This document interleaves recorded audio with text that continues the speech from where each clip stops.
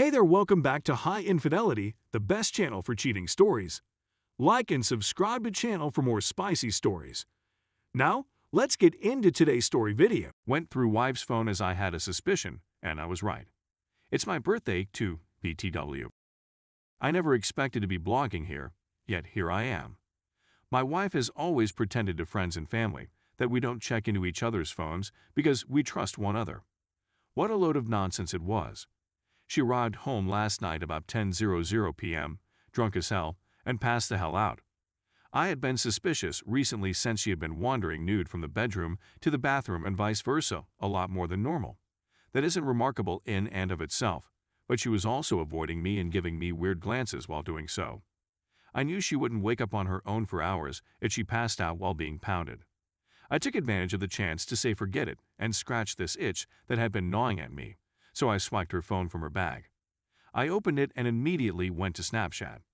Okay, she's been chatting to a man, but there's still no proof. Then I checked her text to see whether she'd been messaging her dad, her stepfather, since she was 2 years old and all the way through her adolescence. He's been known to demand nudity from her in exchange for money, and she's been known to agree, although this was before I knew her. All texts were erased from 1:24 p.m. that day to 10:00 p.m. that night. At 1:24 p.m., her dad texted her, "Dang, seems like it's ready for Junior." Then she texted him, "Yes it is," to which he replied, "Well, I'm going to have to go rub one out." The remainder of the texts were her drunken pleas for money since she had racked up a $300 tab at the unofficial Christmas party.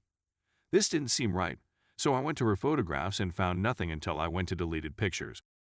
At 1:22 p.m., I noticed a photo of her on our sofa flashing her. I was just in the next room. Pretend it's not true, say it didn't happen, just to discover it's worse. Every day for the previous 30 days, I saw many graphic photos of her. The deleted file only holds pictures for 30 days. Keep in mind that I haven't gotten images from her in months, and when I have, they have never been as graphic as these.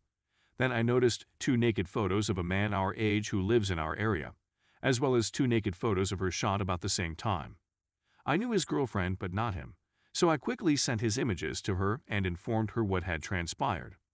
I snapped photographs of everything, and I mean everything, on my phone and proceeded to face my wife with her phone. She was mumbling and denying everything, but as she was denying, she was simultaneously removing evidence from her phone. I went from our home to my mother's house, which is on the same land. I spent my day playing with our 3-year-old daughter, fretting about what was going to happen, until I received a text from my wife at 2 a.m., just after my daughter had gone to sleep. Yes, my daughter has a messed up sleeping pattern, and yes, we're working on it. Also, because of work, my wife seldom sees our kid, and even when she does, she doesn't spend much time with her, stating we need to discuss. I went home thinking only about divorce. She begged and pleaded with me, stating she was becoming like her mother, who suffers from bipolar illness and a few other mental diseases.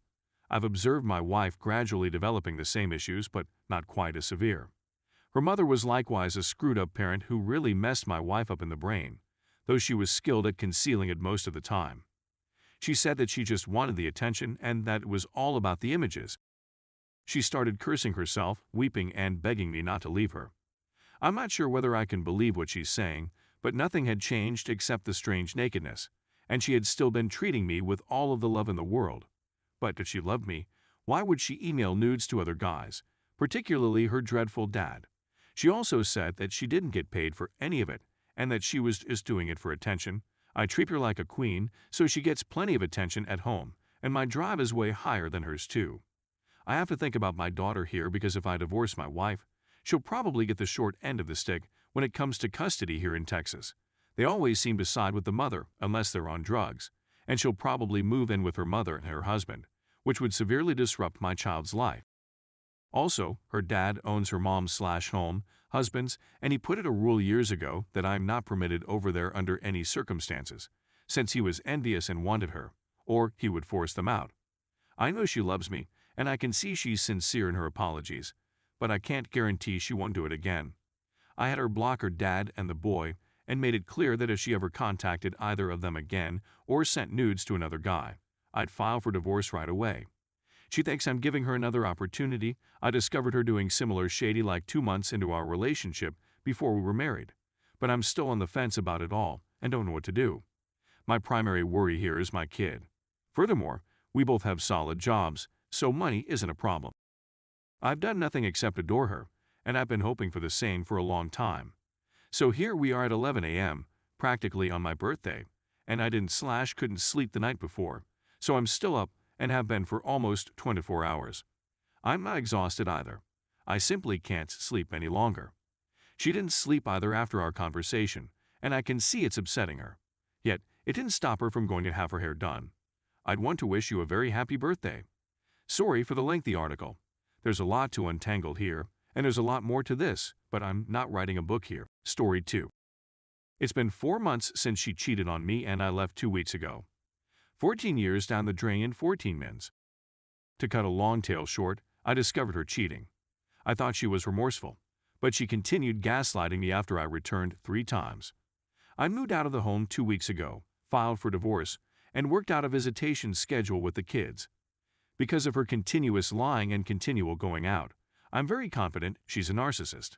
I'm very confident I'm doing the correct thing for our kids because I'd rather see them happy than see the best version of myself for them. It's even gotten to the point where I can't focus at work. She still attempts to seek for my assistance or sends me letters saying how much she misses her family. I'm quite sure it's simply a hoovering technique, but I'm supposed to hold my ground, right? I never imagined I'd find myself in this circumstance. She had been married for 10 years and had let it all go, but she is still trying to hold on since I was the one who brought the bread home. Is this a mistake? Update. She's been served, but she's still making small chat with me. She's telling me she's not ready for all of this. She continues to lie, claiming that the person who served her was unpleasant and tossed it in the receptionist's lap. I watched a video, and it was nothing like that. She's also checking to see whether I'm chatting to another lady. As in, also, should I continue to pay for the utilities where she is staying? I mean, I'll continue to pay the utilities in my name, but the ones in her name, I shouldn't even touch, right? We all got together to celebrate our children's birthdays. It was probably a mistake, but I was there for our daughter. She continues to say the same things. I don't recall the night those events occurred, but everything I've been telling you is true. I'm sorry for what I've done and really regret it. She has been pleading with me for assistance ever since. Please have a look at the automobile, or is it for the sake of our children's safety? I'm attempting to include the children in this. The smear campaign has resumed, and she, of course, is telling everyone that she did nothing wrong and that what I'm doing is unfair. I'm not sorry for being closed off, and she has to keep doing things on her own and learning how to do things without asking for aid.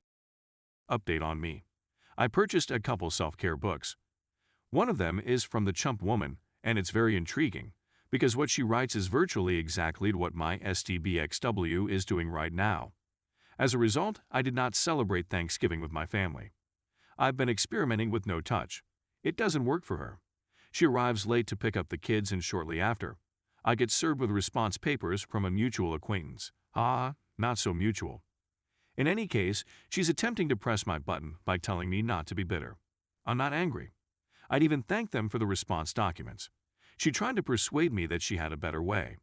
It will take 3 months for the paralegal to complete the case, and it will be done in 6 months. She's essentially attempting to have my lawsuit dismissed in a separate jurisdiction. She does not desire a no-fault divorce. She's suing me for child support and alimony. To me, it seems to be one-sided. Attempting to frighten me. They like making things difficult for guys who just want to move on and be present for their children.